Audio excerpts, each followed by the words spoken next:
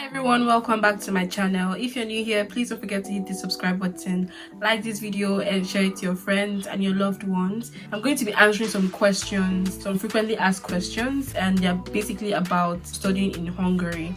And I've written down the questions here. Some of them I would have to do a separate video on those ones because I feel like they deserve a video on its own. So I'm just going to be answering some frequently asked questions, and if you'd like to see this kind of video, please keep on watching.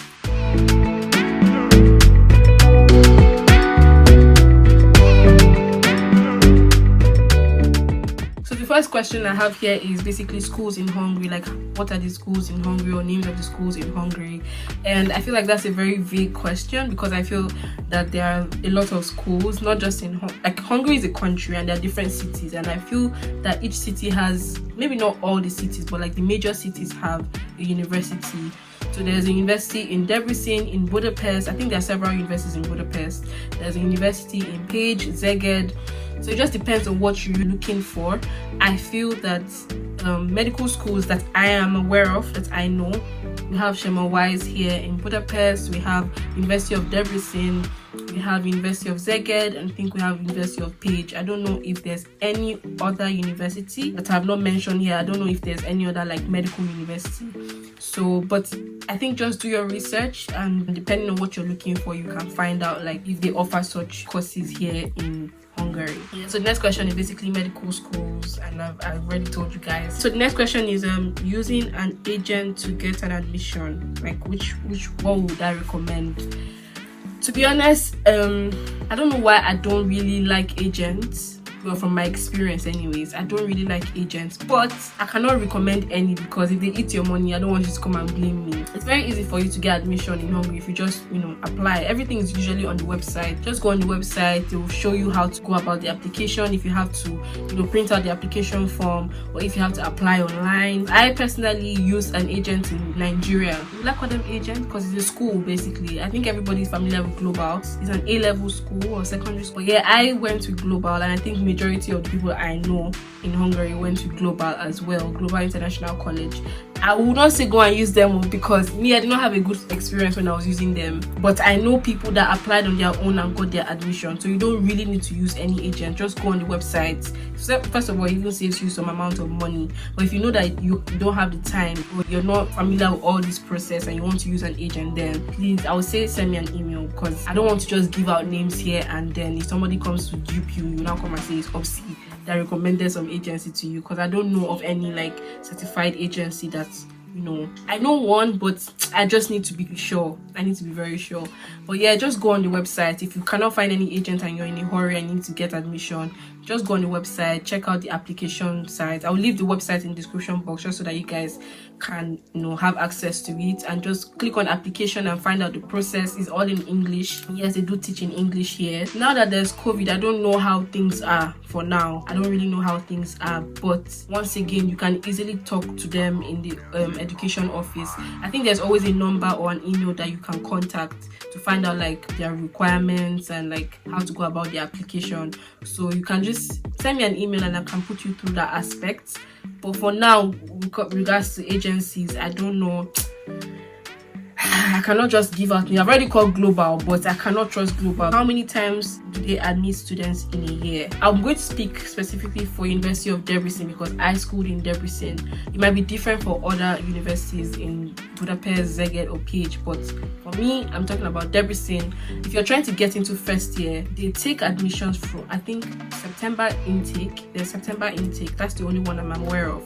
But then usually the admissions or the process starts during the summer, so like maybe June or July, maybe even May itself, I'm not sure. But the admission process usually starts during summer, so you are supposed to even arrive in August because I think there's usually some crash Hungarian course that can help you kickstart living in Hungary, because literally everything that is here is Hungarian. They speak Hungarian here. Usually they ask you to come in August and school starts in September. So for first year medicine, the intake is usually from September. Or for BMC, which is the basic medical course, course, which is almost like a foundation program. There's intake for September, which is called long BMC. If you've not watched my previous video about like studying medicine in Hungary, then I'm going to link it either in the description box or the card somewhere here, just so that you guys can, you know, get familiar with the process here. But there's always that September intake for long BMC, and there's also January intake for short BMC. So we have 2 intakes for foundation, which is the basic medical course, and then we have 1 intake for first year, which is usually in September. If maybe you're run out of time or you're not able to get visa on time and you want to do the basic medical course, you can always apply for the January intake. A lot of people defer their admission to January just because of, you know, situations beyond their control. So the school fees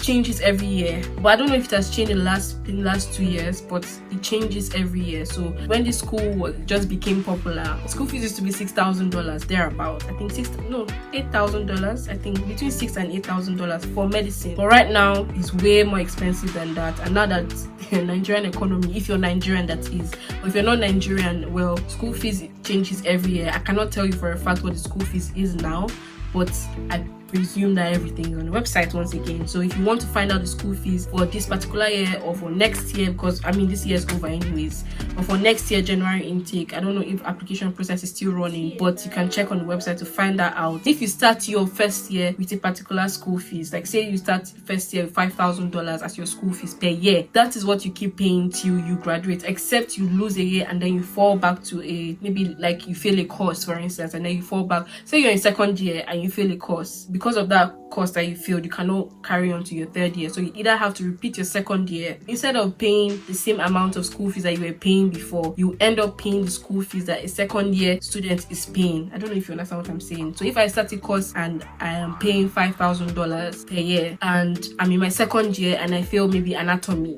is like a prerequisite to do a lot of courses in your third year or even in your second semester, you might not be able to go on to do like major courses in your third year. So you have to repeat anatomy the second year.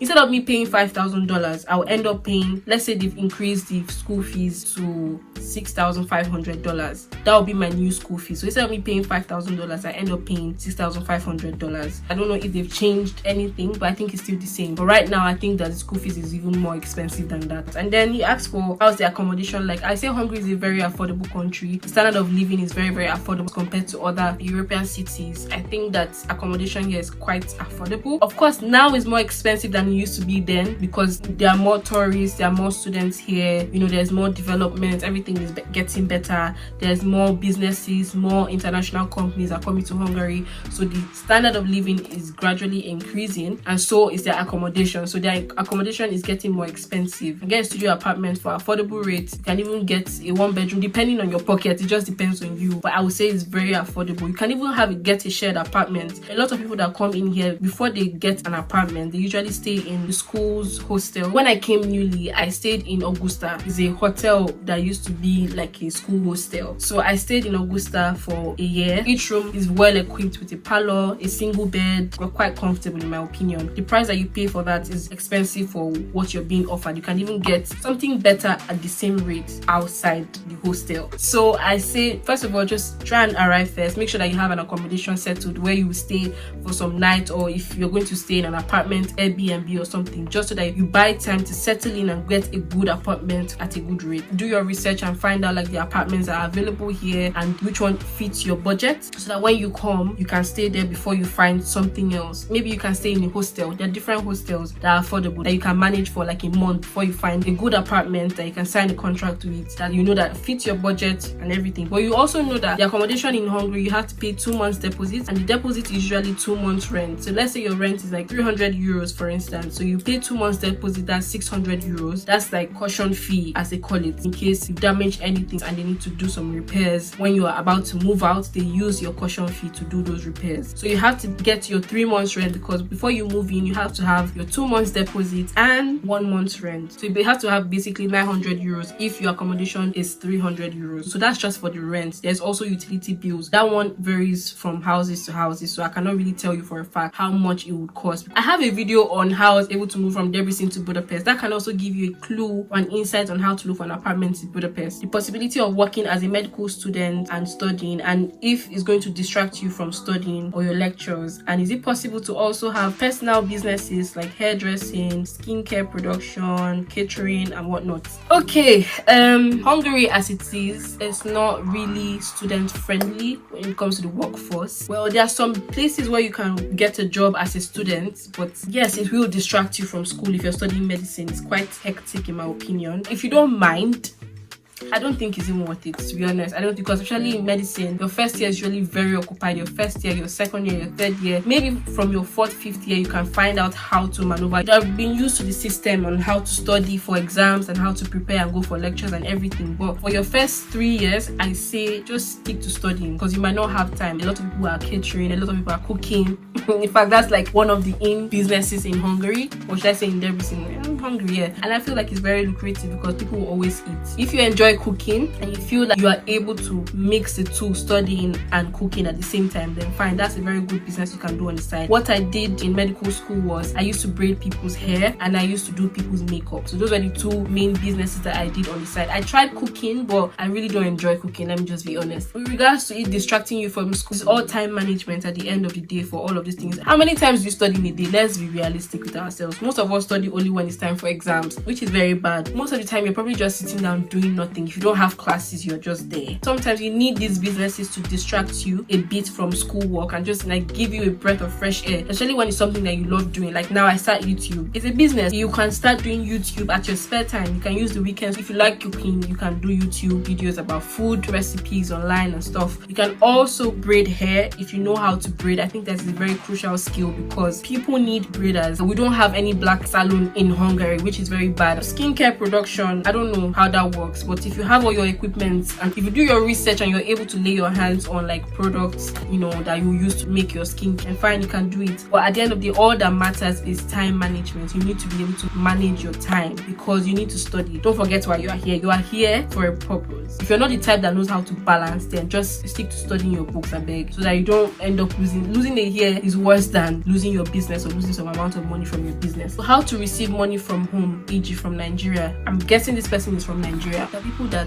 do forex exchange, so you give them naira and then they give you dollar here. Usually there's supposed to be a way from, I think, banks, from A or something. If you go to like maybe any of the banks in Nigeria, they will tell you a process on how to buy foreign exchange or buy foreign currency from the bank at the bank's rates. There's a whole process. They will put you through that one. Those are the only ways I know for now that you can receive money from Nigeria because of how tough it is in Nigeria. Or you can have a domiciliary account in Nigeria. A lot of people also use naira cards here, but the problem is that there's always a limit, but people use naira cards here. So you just have to find out which bank offers that service and open a domiciliary account where maybe your parents can be paying in dollar into that account and you can withdraw it here in the Hungarian forint, which is the local currency here. I don't think you can transfer naira directly to a Hungarian account. You can't. I haven't heard of that. So that's all I would say about getting money from Nigeria. First things one should get done as soon as they land Hungary.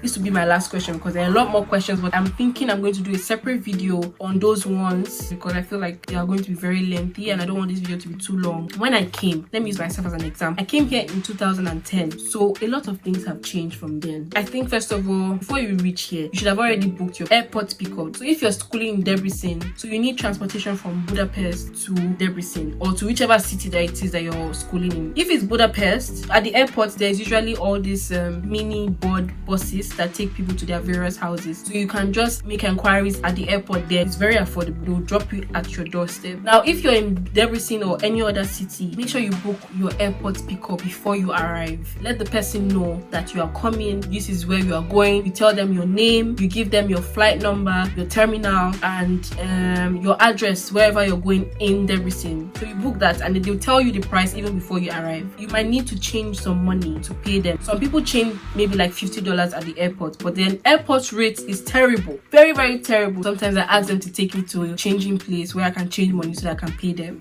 But make sure you ask them before you take off so that you don't get humiliated limited or something. You can change money at the airport, but I say don't change a lot of money. Just change, at most change $50, because if you book airport pickup, it will not be more than $50 to take you to Debrecen. I presume you've already booked your accommodation. Next thing you're going to do is maybe the next day or something, you have to go to school, go to the education office to ask them what you need to do too. Of course, you have to register in school. They'll give you some, documents that you need to take to immigration. If you're coming from Nigeria, you're definitely coming on student visa, so you have to convert that to residence permit, because they will have to cancel your student visa and give you the student resident permit, which allows you stay here, and you have to keep renewing that when it's about to expire. At immigration, you need to take your contract, your house contract, you need to take some address card. I mean, that's a separate video. I'll do a separate video on that, but you need to go to immigration to change your student visa to residence permit, and I think that's basically all you need to do once you arrive. I'm just going to leave this video here. I hope I was able to answer your questions. I hope I was detailed enough. If you have more questions, please don't feel to ask me. I'll respond. You might not be coming from Nigeria, so if you're coming from other countries, I might think that sending money, for instance, sending money to the Hungarian account might be a bit easier and cheaper for you guys than for us Nigerians, because Nigeria is just being Nigeria. But yeah, I hope you enjoyed this video. Don't forget to follow me on Instagram. I'll leave my handle on the screen for you guys to see, and don't forget to subscribe if you like this kind of videos,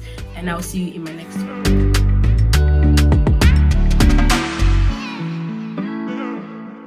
TNI.